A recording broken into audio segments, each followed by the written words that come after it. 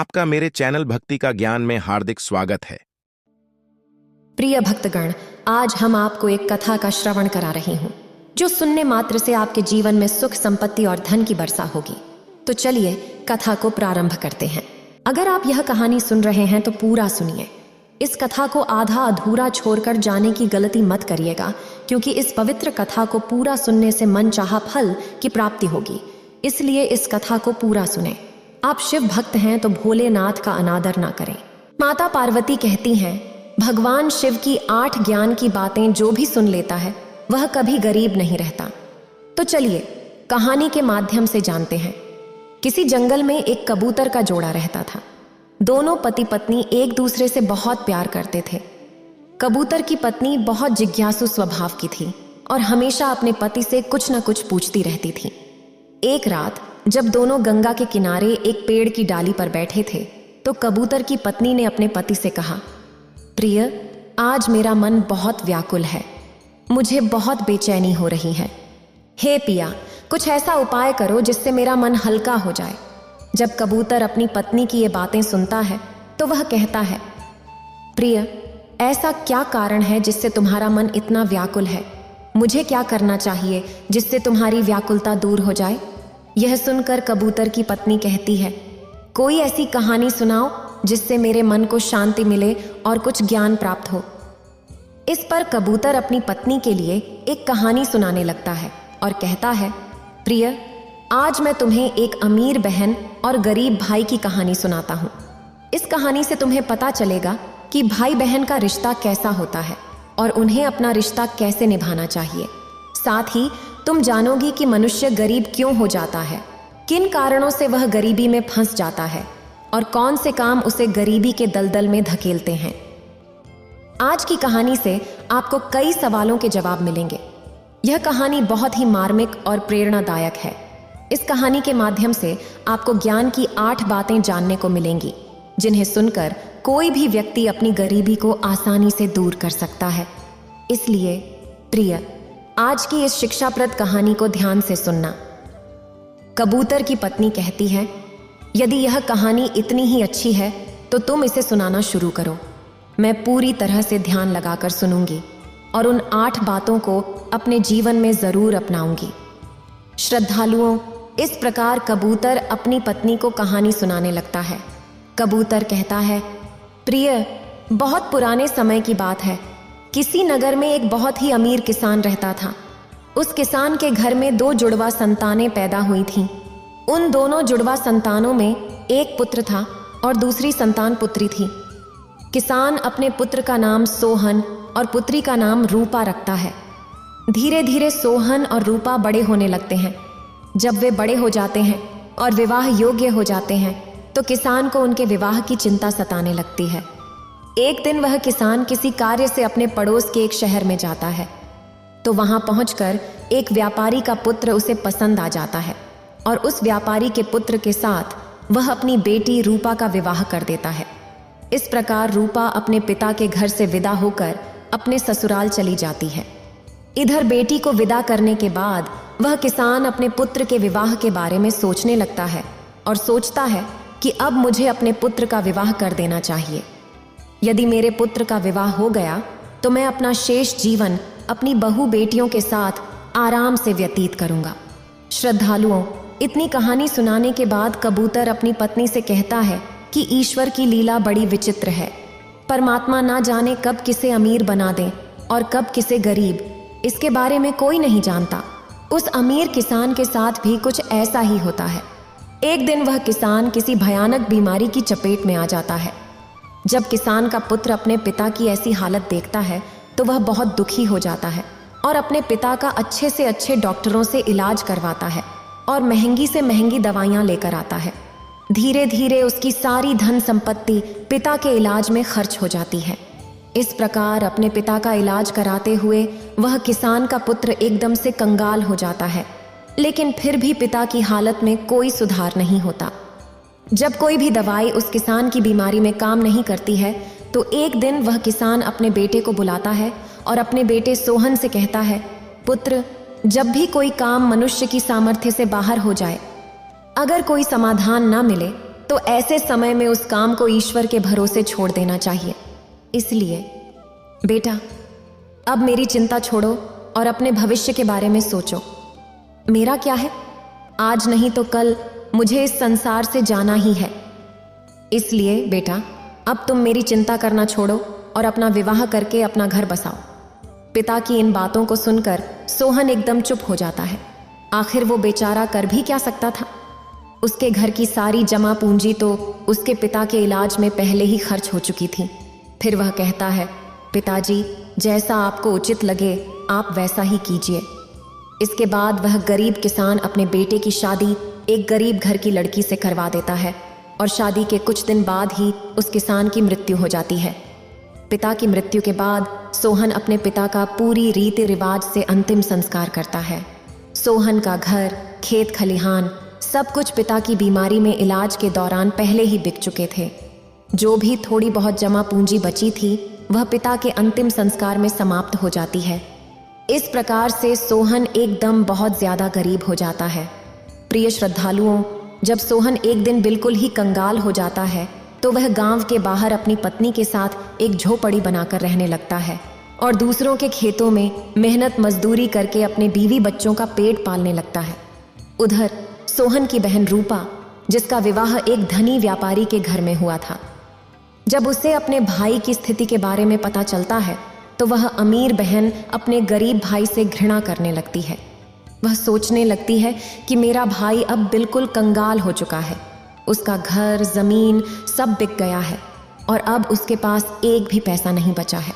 यदि वह ऐसी हालत में मेरी ससुराल आता है तो मेरी देवरानी और जेठानी उसे देखकर मेरा अपमान करेंगे और मजाक उड़ाएंगे कि तेरे पीहर वाले तो बिल्कुल कंगाल हैं।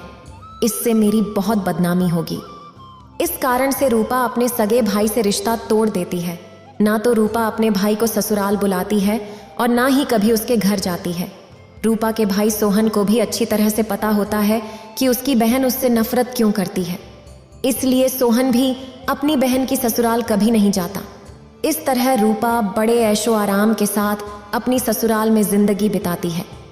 इधर सोहन मेहनत मजदूरी करके अपनी पत्नी के साथ झोपड़ी में रहकर किसी तरह अपने दिन काटता है। कबूतर अपनी पत्नी को आगे की कहानी सुनाते हुए कहता है, हे प्रिय, कुछ साल ऐसे ही गुजर जाते हैं। कुछ साल बाद एक दिन सोहन की बहन रूपा के बेटे की शादी तय हो जाती है, लेकिन रूपा अपने भाई को किसी प्रकार का निमंत्रण नहीं भेजती। जब सोहन को पता चलता है कि उसके भांजे की शादी होने वाली है तो वह बहुत खुश हो जाता है और यह खबर अपनी पत्नी सुशीला को बताता है कि उसकी बहन के बेटे की शादी है और हमें वहां जाना है। जब सोहन की पत्नी को यह जानकारी मिलती है कि ननद के बेटे की शादी है तो वह भी बहुत खुश हो जाती है और सोचती है, चलो इसी बहाने से सही, कम से कम अपनी ननद से मिलूंगी और उसके घर को देख आऊंगी। वह खुशी खुशी अपने पति से कहती है, मैं तुम्हारे साथ जरूर चलूंगी, लेकिन पहले मुझे यह बताओ कि क्या हमारी ननद रानी ने हमारे लिए निमंत्रण भेजा है। अपनी पत्नी की मुख्य बातों को सुनकर सोहन बिल्कुल चुप हो जाता है। फिर सोहन अपनी पत्नी से कहता है, प्रिय, न्योता तो नहीं आया है, पर मुझे दूसरों से खबर मिली है कि हमारे भांजे की शादी है। लेकिन इससे क्या फर्क पड़ता है, आखिर वो हमारी बहन का ही बेटा है। तब सुशीला अपने पति से कहती है, देखो, बात तो आपकी सही है कि आपके भांजे की शादी है, लेकिन बिना निमंत्रण के ननद के घर जाना उचित नहीं है और आपके लिए भी वहां नहीं जाना चाहिए। सोहन अपनी पत्नी को समझाता है, प्रिय, रूपा के ससुराल वाले बड़े आदमी हैं, उन्हें हमारी याद नहीं रही होगी, या फिर हो सकता है कि उन्होंने हमें न्योता भिजवाया हो, लेकिन न्योता वाला पर्चा हमारे पास तक नहीं पहुंचा हो। इसीलिए प्रिय, तुम किसी भी प्रकार की चिंता मत करो। बच्चों को तैयार करके मेरे साथ बहन के घर चलो। अपने पति की इन बातों को सुनकर सुशीला कहने लगी, हे पिया, यदि तुम जाना चाहते हो तो जा सकते हो, लेकिन बिना निमंत्रण के मैं नहीं जाऊंगी। तब पत्नी की बात सुनकर सोहन कहता है, ठीक है, यदि तुम्हारी यही इच्छा है तो तुम बच्चों के साथ घर पर ही रहो। मैं अकेला रूपा की ससुराल के लिए चला जाता हूँ। यदि मैं नहीं गया तो मेरी बहन की देवरानी और जेठानी मेरी बहन को ताने मारेंगी और कहेंगी कि खर्चा बचाने के लिए तेरा भाई नहीं आया। इतना कहकर सोहन घर से बाहर चला जाता है। इधर कबूतर अपनी पत्नी को कहानी सुनाते हुए कहता है, प्रिय, सोहन बहुत गरीब हो चुका था। उसके पास कपड़े खरीदने के पैसे नहीं थे, इसीलिए वह किसी से पैसे उधार लेता है और उन पैसों से अपनी बहन रूपा और अपने बहनोई के लिए सुंदर कपड़े खरीदता है और उन कपड़ों को लेकर अपनी बहन की ससुराल के लिए निकल पड़ता है। उधर पैदल चलते चलते सोहन के लिए सुबह से शाम हो जाती है। तब कहीं जाकर वह अपनी बहन के दरवाजे पर पहुंचता है और दरवाजे के एक तरफ खड़ा हो जाता है। बेचारा दरवाजे पर ही खड़े होकर अपनी बहन के आने का इंतजार करता है। तभी रूपा की जेठानी की नज़र सोहन पर पड़ जाती है और वो सोहन को पहचान लेती हैं। सोहन को देखने के बाद रूपा की जेठानी जाकर रूपा को बताती हैं कि रूपा, आज तेरा भाई तेरे घर आया है और दरवाजे पर खड़ा है। जब रूपा अपनी जेठानी से ये बातें सुनती हैं तो वो पूछती हैं, बहन, अगर तुमने मेरे भाई को मेरे दरवाजे पर खड़ा देखा है तो मुझे बताओ कि वो किस हालत में आया है और उसने क्या कहा, आखिर कैसे कपड़े पहने हैं। उसकी जेठानी कहती है कि तुम्हारा भाई फटे पुराने वस्त्र पहनकर तुम्हारे द्वार पर खड़ा है, वो तुम्हारे आने का इंतजार कर रहा है। यह सुनकर रूपा गुस्से में भर जाती है और सभी की नजरों से बचते हुए अपने भाई के पास पहुंचती है। इधर सोहन जब अपनी बहन रूपा को अपनी ओर आते देखता है तो खुशी के मारे उसका चेहरा खिल उठता है। अपनी बहन को देखकर सोहन की आंखों में आंसू आ जाते हैं। उसके बाद रूपा अपने भाई को सबकी नजरों से बचाते हुए अपने घर के अंदर ले जाती है। सबसे अंदर वाले कमरे में ले जाकर पूछती है, भैया, तुम्हारे पास आखिर किसने न्योता भेजा था जो तुम यहाँ चले आए। तब सोहन कहता है, बहना, तुमने तो अपने भाई को बिल्कुल ही भुला दिया, लेकिन किसी से मुझे पता चला कि मेरे भांजे की शादी है, इसलिए मैं तुम्हारे और तुम्हारे बेटे के लिए नए कपड़े लेकर आया हूँ। अपने भाई की बातें सुनकर रूपा कहने लगती है, भाई, तुम्हें इस तरह बेशर्मों की तरह मेरे घर नहीं आना चाहिए था। तुम इस तरह फटे पुराने कपड़े पहनकर मेरे घर तक चले आए, ये मेरे लिए बड़ी शर्म की बात है। कम से कम अपनी नहीं तो मेरी इज्जत का तो ख्याल करते। आखिर तुम्हारी तो कोई इज्जत नहीं, लेकिन कम से कम हमारी इज्जत के बारे में तो सोचा होता। रूपा के मुख से ऐसे कटु शब्द सुनकर सोहन का दिल टूट जाता है। तब सोहन अपनी बहन के कदमों में गिरकर माफी मांगने लगता है और कहता है, बहन, मुझे माफ कर दो। मुझे नहीं पता था कि मेरी वजह से तुम्हारी बदनामी होगी। तुम्हारी बदनामी ना हो, तुम्हारी देवरानी जेठानी तुम्हें ताना ना मारे, इसीलिए तुम्हारे लिए वस्त्र लेकर आया हूं। अगर मुझे पहले ही पता होता कि तुम मेरी वजह से इतनी आहत हो जाओगी, क्या तुम्हें मेरे आने से इतना बुरा लगेगा? अगर मुझे पता होता तो मैं तुम्हारे दरवाजे पर कभी नहीं आता। मैं तो ये सोच कर आया था कि मेरी भांजे की शादी है। अगर मैं नहीं पहुंचा तो मेरी बहन की देवरानी और जेठानी ताने मारेंगी। सोहन की बातों को सुनकर रूपा का गुस्सा थोड़ा शांत होता है। तब वह सोहन से कहती है, चलो, जब तुम आ ही गए हो तो मेरी एक बात कान खोलकर सुन लो। जब तक मेरे बेटे की शादी नहीं हो जाती, तुम इसी कमरे में बंद रहना और भूलकर भी इस कमरे से बाहर निकलने की गलती मत करना, वरना तुम्हें देखकर मेरी इज्जत 2 कौड़ी की हो जाएगी। लोग कहेंगे कि रूपा का भाई तो भिखारी है। रही भोजन की बात, तो जब भोजन बन जाएगा मैं तुम्हें भोजन की थाली तुम्हारे कमरे में पहुंचा दूंगी।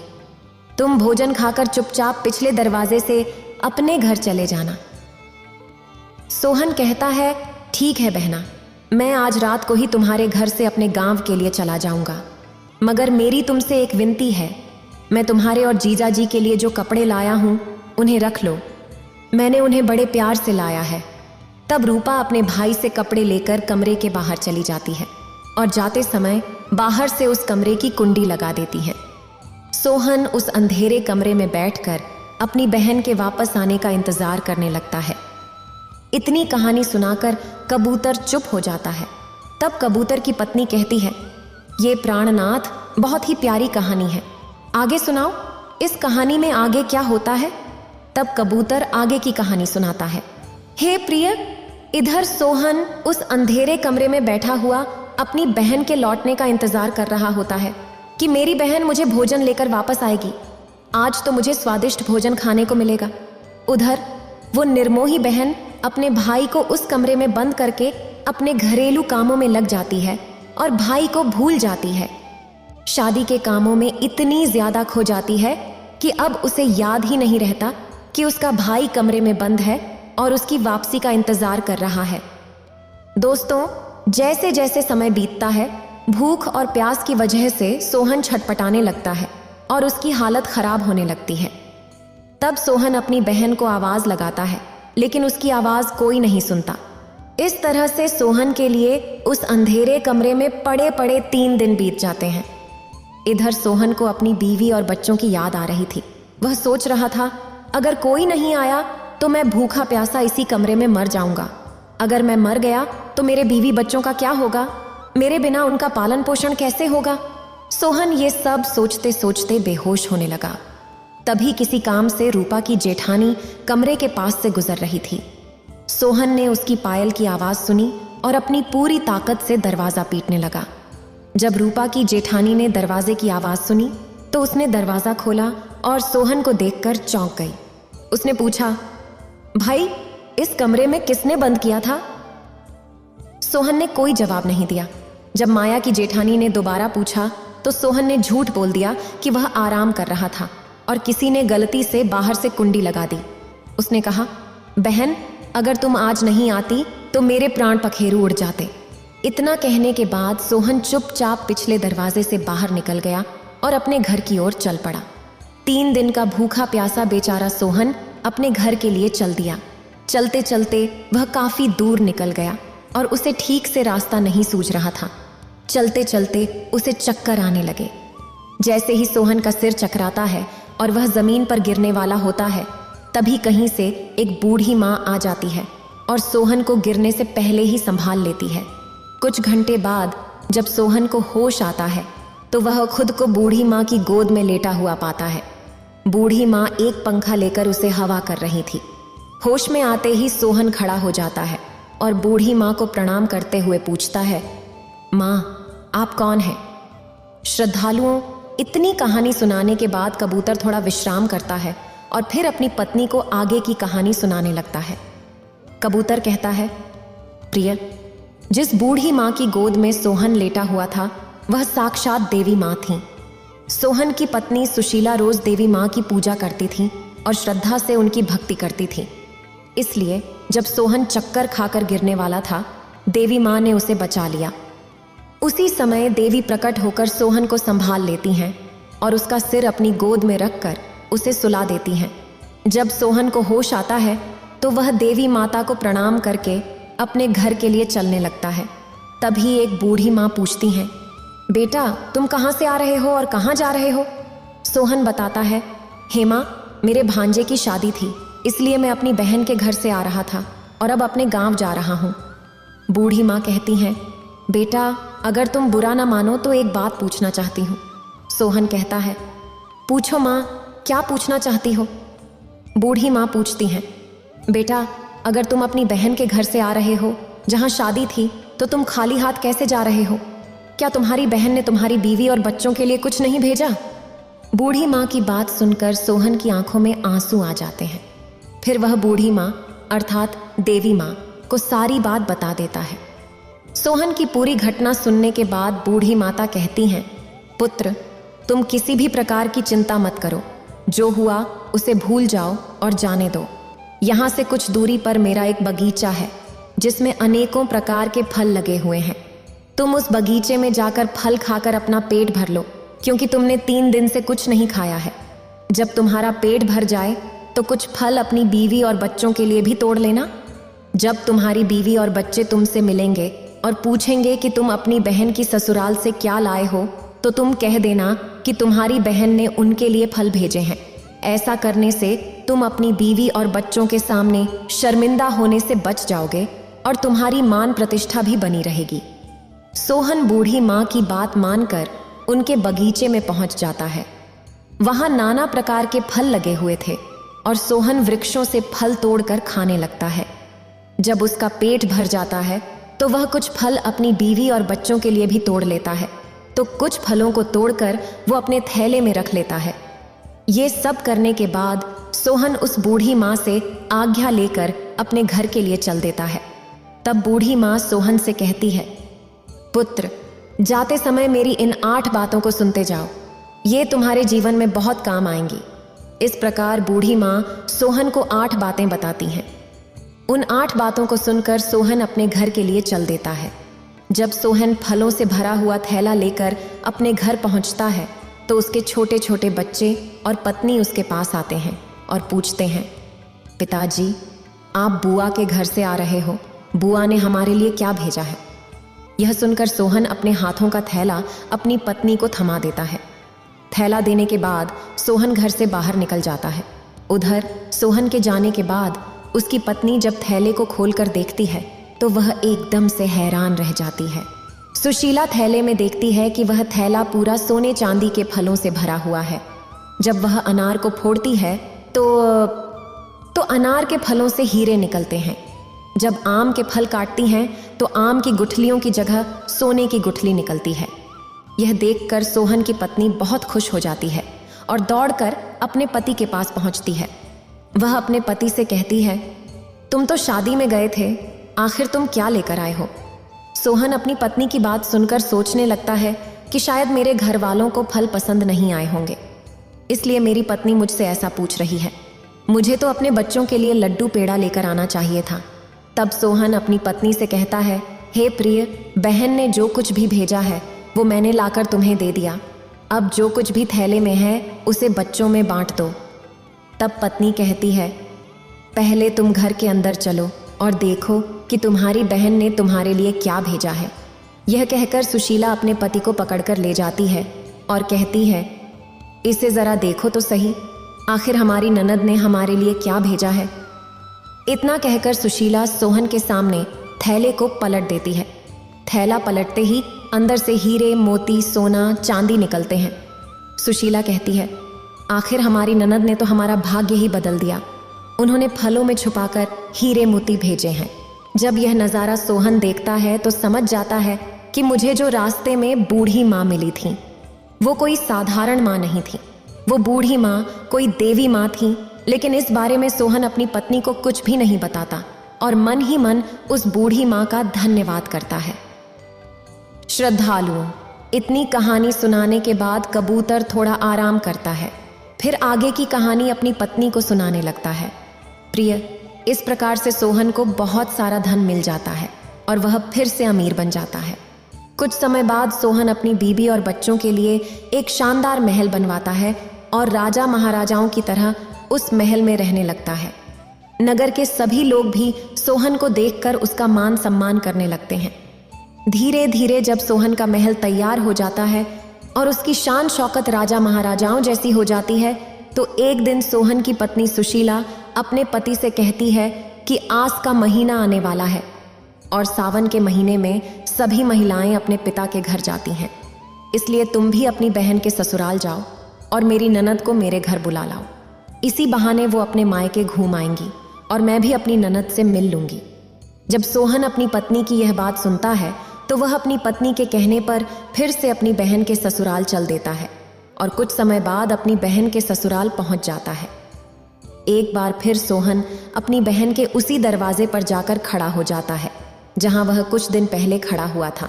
उसी समय रूपा की जेठानी घर से बाहर निकलती है और बाहर का नज़ारा देखकर दौड़ी दौड़ी रूपा के पास जाती है और कहती है, रूपा बहन, आज तो तेरा भाई आया है। अपनी जेठानी के मुख से यह सुनकर रूपा कहने लगती है, कोई भी भिखारी मेरा भाई नहीं हो सकता, मेरा कोई भाई नहीं है। दरअसल रूपा ऐसा इसलिए कह रही थी क्योंकि वह इस बार भी अपने भाई को भिखारी ही समझ रही थी। लेकिन जब उसकी जेठानी बताती है कि रूपा, तुम्हारा भाई आज भिखारी की तरह नहीं, राजा महाराजाओं की तरह आया है। तुम्हारे भाई को देखकर ऐसा लग रहा है जैसे वह किसी देश का राजा महाराजा हो। तुम्हारे भाई के आगे पीछे 4-4 सैनिक हैं और तुम्हारे दरवाजे पर एक बड़ी सुंदर सजी हुई रथ गाड़ी खड़ी है।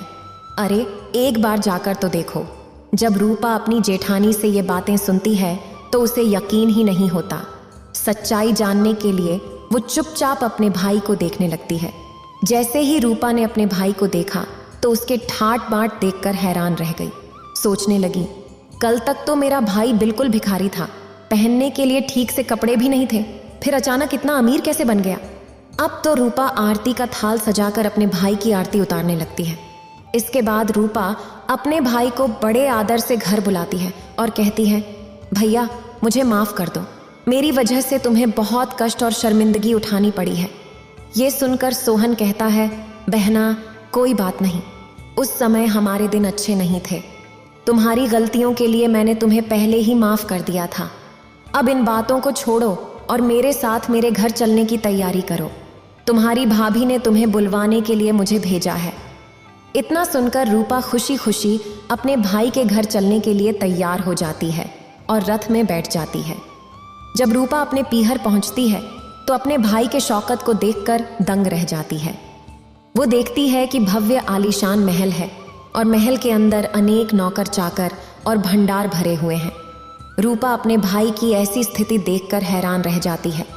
वहीं सोहन की पत्नी भी अपनी ननद की खूब सेवा करती है और 7 दिनों तक उसे पलकों पर बिठाकर रखती है। सोहन की पत्नी सुशीला को लगता था कि ये सब शांति और समृद्धि उनकी ननद की वजह से ही है। सुशीला मानती थी कि अपनी ननद की मदद के कारण ही वे इस मुकाम पर पहुंचे हैं, क्योंकि सोहन ने कभी अपनी पत्नी को अपनी अमीरी के बारे में नहीं बताया था। सोहन जानता था कि ये सब देवी माँ के आशीर्वाद से हुआ है, न कि रूपा की वजह से। लेकिन सुशीला इस बात से अनजान थी और इसलिए वह अपनी ननद की खूब सेवा करती और उसका ख्याल रखती थी। कुछ दिन बाद जब रूपा का ससुराल जाने का समय आता है तो सुशीला अपने पति से कहती है, पिया जी, कल आपकी बहन अपने घर जाएंगी, इसलिए आप बाजार जाकर उनके लिए कोई अच्छा सा तोहफा लेकर आइए। पत्नी की बात सुनकर सोहन घर से निकल जाता है और एक मोची की दुकान पर पहुंचता है। वह मोची से कहता है, मोची भाई, मुझे अपनी बहन के लिए बोलने वाली जूती बनवानी है, क्या तुम मेरी बहन के लिए बोलने वाली जूती बना सकते हो? मोची कहता है, मैं बोलने वाली जूती तो बना दूंगा, लेकिन उसकी कीमत बहुत होगी। तब सोहन कहता है, हे मोची भाई, मैं तुम्हें मुंह मांगा पैसा दूंगा, लेकिन तुम ऐसी जूतियां बना दो कि जब भी मेरी बहन उन्हें पहने और चले तो जूतियां बारी बारी से इन 8 बातों को कहें। इसके बाद सोहन मोची को वे ज्ञान की 8 बातें बताता है जो उसकी बूढ़ी माँ ने उसे चलते समय बताई थीं। सोहन मोची से कहता है, अब मोची भाई, मैं तुम्हें ज्ञान की बातें बताने जा रहा हूँ। इस प्रकार से सोहन बारी बारी से बातें मोची को सुनाता है। पहली बात बताता है, ज्ञान की बात है, कहीं मानव तू मत भूल, होती है अज्ञानता निर्धनता का मूल। दूसरी बात बताता है, समय भरोसे बैठता रहता सदा गरीब, बिना काम बदले नहीं उसका कभी नसीब। तीसरी बात बताता है, आलस कर रहता सदा जो परिवर्तनहीन, वही कर्म कर फिर कहे तो स्वयं को दी। चौथी बात बताता है, नहीं गरीबी से बड़ा है कोई अमिताभ, हासिल करके ज्ञान को करो दूर अबाब। पांचवी बात बताता है, दोस्त समय को दो, नहीं नहीं बनो मजबूर, कर्म साधना में जुटो, करो गरीबी दूर। छठी बात इस प्रकार बताता है, कर्म कभी करता नहीं, कोसे सदा नसीब, भाग्य भरोसे बैठता वो मानव रहे गरीब। सातवीं बात इस तरह से बताता है, ज्ञान की बात है, कहीं मानव तू मत भूल, होती है अज्ञानता निर्धनता का मूल। आठवीं और अंतिम बात बताता है, समय भरोसे बैठता रहता सदा गरीब, बिना काम बदले नहीं उसका कभी नसीब। सदा गरीबी पर विजय पाता है, युद्ध में ज्ञान ही सच्चा हथियार होता है। आठवीं और आखिरी बात बताते हुए सोहन कहता है, मोची भाई, मेरी बहन जब 8वां कदम रखे तो जूतियां बस यही कहें कि पैसों के बाजार में तहजीब बदल गई है, धन दौलत से रिश्ते गरीब हो गए हैं। फिर सोहन मोची से कहता है, ऐसी 8 बातें बोलने वाली जूतियां बना दो। जब ये 8 बातें जूतियां बोलेंगी और मेरी बहन उन्हें सुनेगी तो उसे अपनी गलती का एहसास होगा कि पैसे के घमंड में आकर उसने अपने भाई का ऐसा अपमान नहीं करना चाहिए था। तब कबूतर अपनी पत्नी से कहता है, हे प्रिय, इस प्रकार से सोहन उस मोची से अपनी बहन के लिए हीरे मोतियों से जड़ी हुई सोने और चांदी की जूतियां बनवाता है और उन जूतियों को ले जाकर अपनी बहन को उपहार स्वरूप दे देता है। सोने चांदी की जूतियां पाकर रूपा का चेहरा एकदम खिल जाता है। उसके बाद रूपा अपने भाई से विदा लेकर अपने घर चली जाती है। इधर जब रूपा अपनी ससुराल पहुंचती है तो उसकी देवरानी और जेठानी पूछने लगती हैं, हे रूपा, तुम अपने भाई के घर से आई हो, तुम्हारे भाई ने तुम्हें क्या उपहार दिया है? तब रूपा अपनी देवरानी, जेठानी, सास, ससुर और देवर जेठ को अपने भाई द्वारा दी हुई भेंट दिखाती है। वह जूतियां दिखाती है और कहती है, देखो मेरे भाई ने मुझे सोने चांदी से जड़ी हुई, हीरे मोती से जड़ी हुई ये तियां दी हैं। तब रूपा उन जूतियों को पहनकर चलकर दिखाती है। जैसे ही रूपा उन जूतियों को पहनकर चलती है तो जूतियां बोलती हैं, पैसों के बाजार में बदल गई तेजी, धन दौलत से जुड़ रहे हैं रिश्ते, हुए गरीब। जब रूपा यह बात सुनती है तो उसका सिर शर्म से नीचे झुक जाता है और अपने भाई को याद करके एकदम से रोने लगती है। जब देवरानी और जेठानी पूछती हैं, रूपा आखिर क्या हुआ जो तुम अचानक से रोने लगी? तो रूपा अपनी देवरानी और जेठानी को सारी बातें बताती हैं। हे बहन, मैंने पैसों के घमंड में आकर अपने भाई से कितना भला बुरा कहा था। मैंने अपने भाई के लिए एक गिलास पानी तक नहीं पूछा। देखो मेरे भाई ने मुझे कितनी कीमती जूतियां बनवा कर दी हैं। अब तो मुझे अपने आप से नफरत होने लगी है। मैं तो जीना नहीं चाहती। तभी रूपा की जेठानी उसे समझाने लगती है। कहती हैं, बहन जो भी हुआ उसे भूल जाओ। आगे से ध्यान रखना कि कभी किसी के साथ ऐसा बर्ताव मत करना, क्योंकि जो व्यक्ति धन दौलत का घमंड करता है उससे माता लक्ष्मी हमेशा के लिए दूर चली जाती है। इसलिए मेरी बातें हमेशा याद रखना। इस तरह से रूपा की जेठानी रूपा को कुछ बातें समझाती हैं। वह कहती हैं, जो व्यक्ति रात के समय रसोई में झूठे बर्तन रखता है और खाने पीने की चीज़ों को बर्बाद करता है वह बहुत जल्दी निर्धन हो जाता है। दूसरी बात, जिस घर में घर की स्त्रियों का अपमान होता है और उनकी इज्जत नहीं की जाती उस घर में देवी लक्ष्मी ज्यादा दिनों तक नहीं रुकती। तीसरी बात, जिस घर की स्त्रियां सूर्यास्त के बाद अपने घरों में झाड़ू लगाती हैं और चूल्हा चौका करती हैं, ऐसे परिवार के लोग बहुत जल्दी गरीब हो जाते हैं। चौथी बात, जिस घर में पैसों की कदर नहीं की जाती और बेवजह कार्यों में पैसे बर्बाद किए जाते हैं वहां से माता लक्ष्मी रूठकर चली जाती हैं। पांचवी बात, जो लोग पैसे आने के बाद दूसरों की मान प्रतिष्ठा को ठेस पहुंचाते हैं या अपने धन के बल पर दूसरों को परेशान करते हैं उनके घरों से भी माता लक्ष्मी जल्दी विदा ले लेती हैं। छठी बात, जिस घर के लोग अपने कर्तव्यों का पालन नहीं करते और अपने कार्यों को कल पर टालते रहते हैं वहां से भी माता लक्ष्मी रूठ जाती हैं। सातवीं बात, जिस घर के लोग अपने से बड़े लोगों की इज्जत नहीं करते, उनका कहना नहीं मानते या उनसे कटु शब्द बोलते हैं उन्हें भी गरीबी का सामना करना पड़ता है। आठवीं और अंतिम बात, जिस घर के लोग अपने मेहमानों का सम्मान नहीं करते, उनका आदर नहीं करते या किसी याचक को खाली हाथ लौटा देते हैं वहां से भी माता लक्ष्मी नाराज होकर चली जाती हैं। इस प्रकार रूपा की जेठानी रूपा के लिए ये 8 बातें बताती हैं और अपनी दौरानी से कहती हैं कि बहन मेरी इन 8 बातों को हमेशा गांठ में बांध कर रखना। श्रद्धालुओं, इधर कबूतर कहता है कि इस प्रकार सोहन की बहन रूपा एकदम से बदल जाती है। उसे समझ आ जाता है कि माया तो आनी जानी है। माया पर कभी घमंड नहीं करना चाहिए, क्योंकि यह किसी को भी कभी गरीब बना सकती है और कभी अमीर। इस बात का किसी को भी पता नहीं होता। उसके समझ में यह भी आ जाता है कि पैसे के घमंड में आकर कभी भी किसी का अपमान या अनादर नहीं करना चाहिए। इतना कहकर माता पार्वती इस कहानी को समाप्त करती है। अगर आपको ये वीडियो अच्छी लगी हो तो लाइक करें और शेयर करें और मेरे चैनल भक्ति का ज्ञान को सब्सक्राइब करें। आपका धन्यवाद।